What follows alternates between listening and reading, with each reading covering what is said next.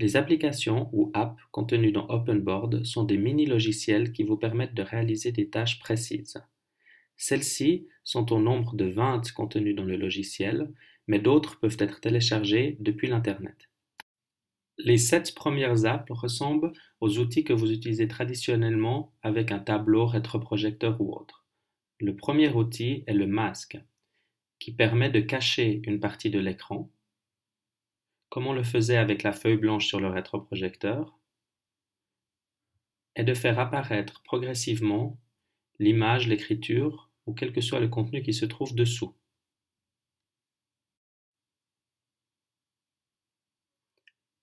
La règle fonctionne comme une règle tout à fait normale.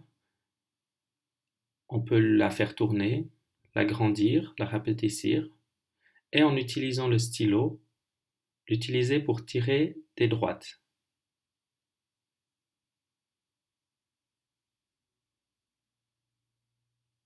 Le compas fonctionne quant à lui comme pour le stylo, où l'on peut modifier le trait et la couleur en choisissant les outils de la barre de menu principale.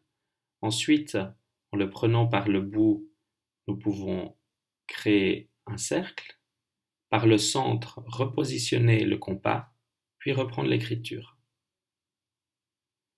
Il est possible de l'agrandir, le rapetissir, le déplacer. À chaque fois, le point central est indiqué.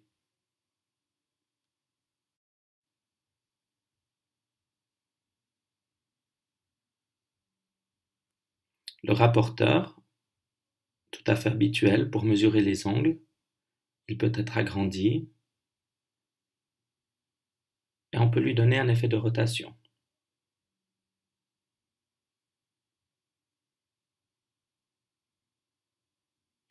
L'équerre, quant à elle, fonctionne comme la règle.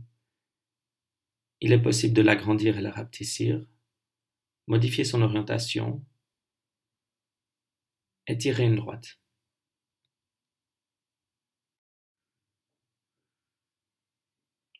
Pour ce qui est de l'outil Loop, il permet de zoomer sur n'importe quelle page de l'image de manière précise.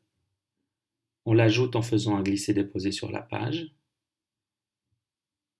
Et comme vous le voyez, l'image de l'abeille peut être zoomée.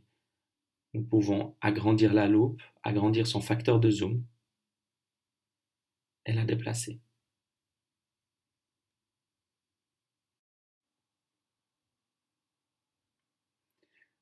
Le spot permet quant à lui de cacher l'ensemble de l'écran et de ne faire apparaître qu'un petit spot lumineux pour montrer le contenu qui se cache derrière. Ces réglages peuvent être modifiés, notamment la couleur du masque, mais également sa forme et sa taille. Pour supprimer le masque, il suffit d'appuyer sur le bouton fermé.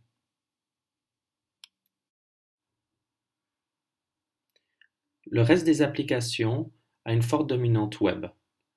La première que nous verrons plus tard permet d'intégrer du contenu web directement dans sa page. Nous avons ensuite une calculatrice qui propose également un historique.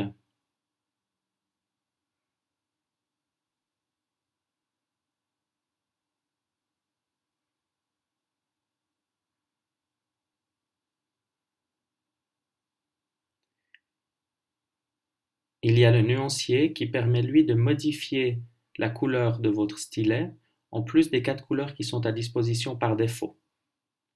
Cette palette est flottante et apparaît sur n'importe quelle page de votre document jusqu'à ce que vous fermiez la palette du nuancier.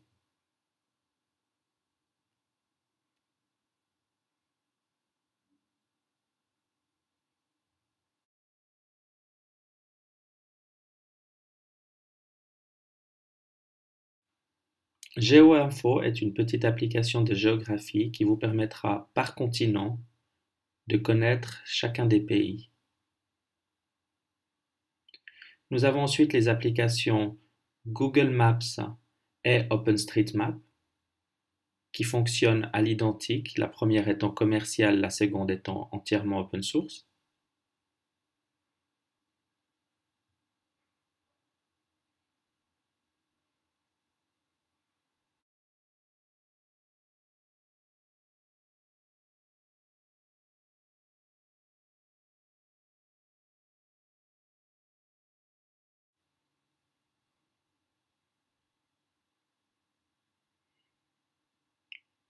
Vous trouverez également un grapheur qui permettra d'interpréter graphiquement des formules mathématiques en fonction 2D ou 3D.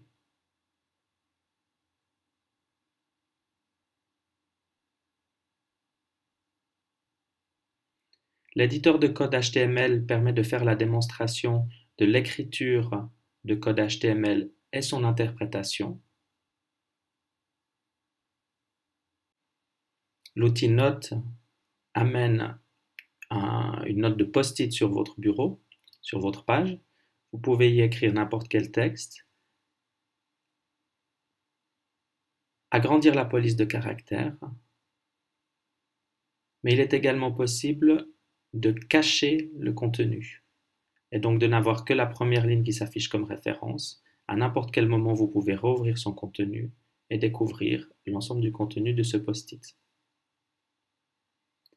Vous avez ensuite l'application Compte à rebours qui vous permet de faire un compte à rebours visuel et sonore pour les 5 dernières secondes.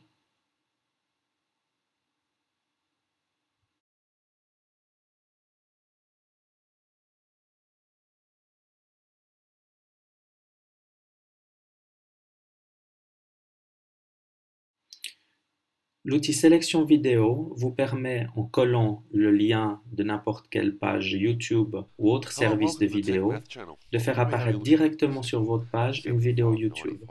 Ainsi, pas besoin d'aller sur l'Internet pour afficher une vidéo, seule la vidéo se jouera dans votre page. Cela nécessite bien entendu une connexion à l'Internet. L'application Navigateur Web vous permet d'afficher le contenu d'une page web directement sur votre page. Vous pouvez donc effectuer une recherche,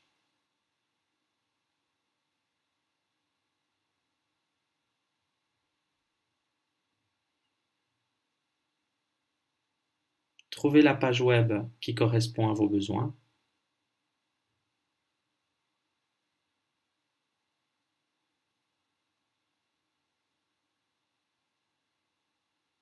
puis l'afficher pour un usage en direct dans votre salle de classe.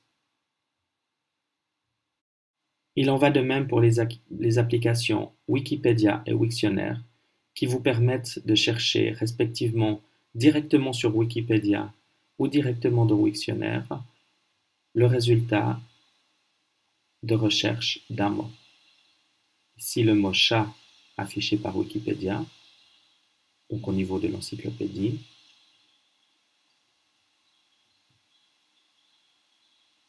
Et ici le mot chat affiché par le Wiktionnaire, donc au niveau de sa définition.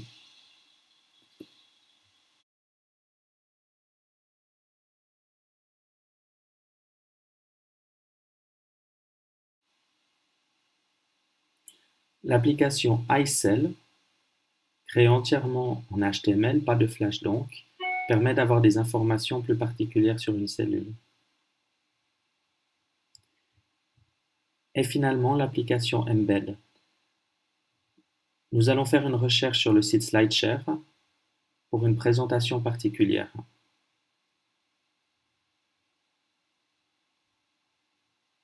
Une fois que nous avons trouvé la présentation qui nous intéresse, il nous suffit de copier le lien dit Embed, le lien de partage, au niveau de l'application AnyEmbed. Nous appuyons sur le bouton Intégrer et la présentation vient se charger au niveau de la page.